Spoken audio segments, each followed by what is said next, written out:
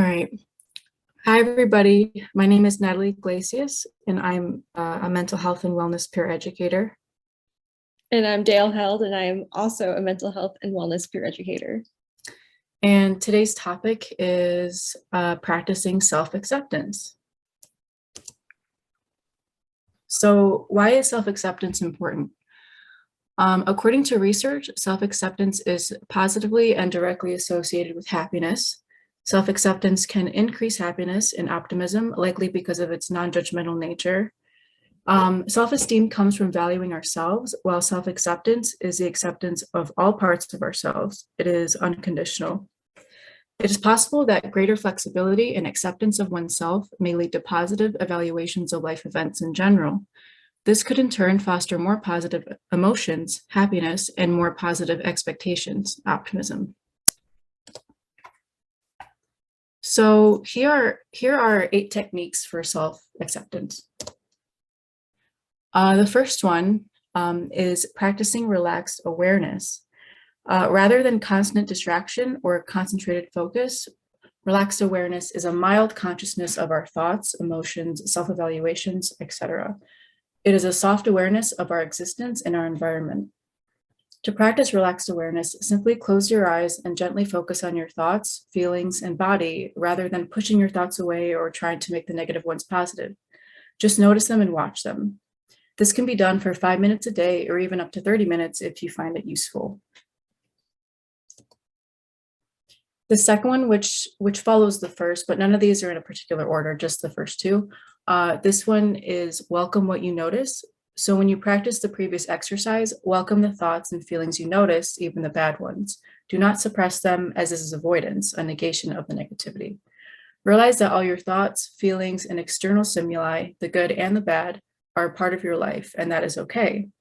If they cannot be changed, see them as opportunities for learning rather than failures or obstacles.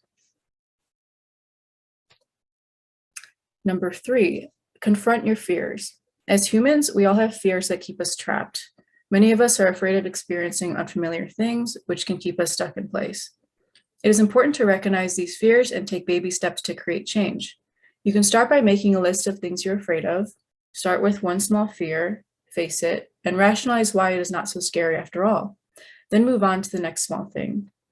It is important to realize that you are capable of overcoming your fears. Number 4, become self-transcendent.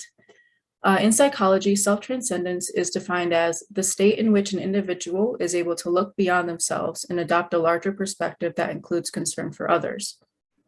When you are self-transcendent, you rely less on things outside of yourself to define you. Instead, you turn to a connectedness with the world, which you can achieve by contributing to your work, family, or the community at large. The goal is to seek unity with some system in a way that is heartfelt and authentic. According to research, self-transcendence can increase serotonin transporter availability in the brainstem, and additionally, practicing self-transcendence meditation can decrease cortisol and reduce stress responses. I just realized that since Natalie is sharing her screen, I don't know if she knows that we have a student here now. Oh, hi. I didn't see that. Hello. For the person who's here, do you want to introduce yourself? It's okay if you don't want to, or do you have any questions or comments about the first half? You can also just type in the chat. That's fine. Yeah, that's no problem. Don't worry about it.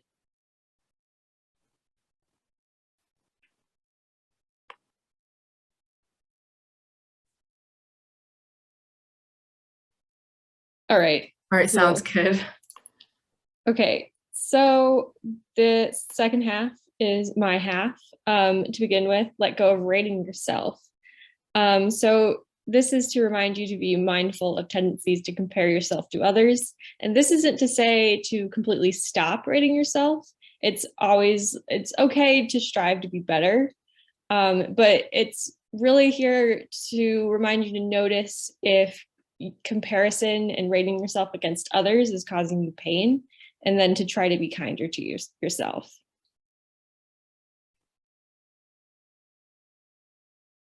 and you can, yeah, there we go. 6 is practicing gratitude, which sounds really cheesy, but there's like ways that you can. Is that working for you? Yes, it is. Yep, you're good. Okay, sorry. So practicing gratitude, it can be just small things like thinking about what you're thankful for, or like just including things about yourself that you like about yourself and what makes you unique. So it's a good exercise in self-esteem as well. So yeah, noticing your wins, even in failure, even if you fail at something, noticing what you did well and then what you can improve on. And then trying to journal or creating a gratitude jar. There's different things online where you can make jars and put slips of paper in it, things that you're grateful for or that made you happy in a day, and then you can look back on them when you're feeling down.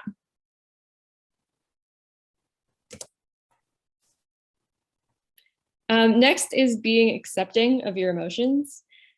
First is that your emotions don't define who you are, and you are not who your emotions are. Recognize and remind yourself that negative emotions ebb and flow, which means they begin and then they stop eventually. You won't feel like how you do forever. And it's okay to take a break from the emotions that you're feeling and take time to de-stress, especially for feelings like anger. Sometimes it's okay to just take a break, remove yourself from the situation, de-stress, and then come back to it. And then most importantly is that you are in charge of your own emotions and your emotions do not control you. And then finally, accepting support. You are not alone, and it takes a lot of strength to reach out for support. Sometimes even through mindfulness and thinking about that, like things like self-acceptance, sometimes that isn't enough for certain things like depression, anxiety. And you can start with having support systems in your life, like your family, friends, professors, or just adults in your community, or even pets. But if things start to get overwhelming, you can always reach out to CAPS. Our number is here, 313-593-5430. Or you can email at the email provided, or visit us in the UC on the second floor if you need to. And then here are some resources, some more reading on the topic of self-acceptance. HuffPost has an article, eight more ways to practice self-acceptance.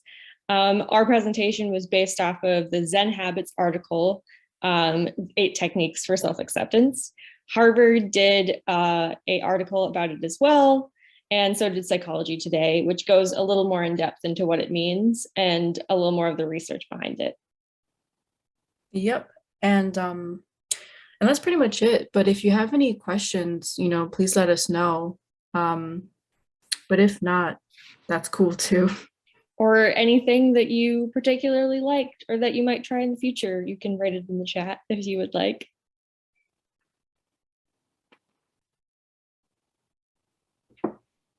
The second floor of the UC. So I think that some people don't realize that there's an entire second floor of the UC. So when you come in to the University Center, which has like Picasso and the One Stop and stuff like that, when you come in, there's a stairwell to your right, and then there's also stairs in the back by the cafeteria. And so if you come in to the main doors and you go up the stairs, where CAP's office is right there.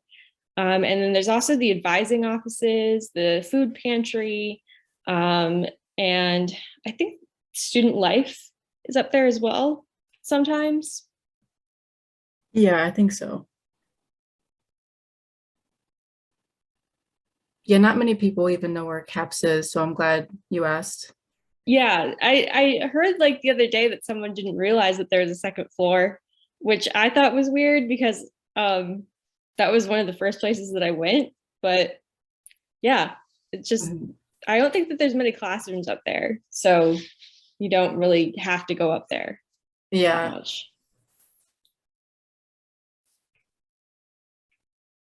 Well, all right. Oh yeah, transfer as Yeah. a junior. Yeah, that I also transferred as a junior. I still don't know where most of the things on campus are, but yeah. Yeah, no, I think I transferred as a junior too, in winter 2020, and I didn't know about caps until the next year. So, Mhm. yeah.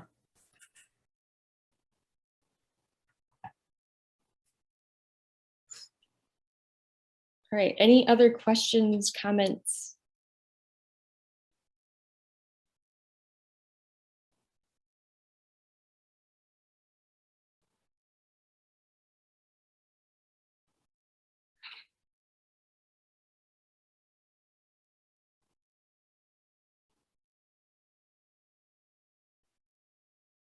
Hold on. I'm going to stop the recording for that.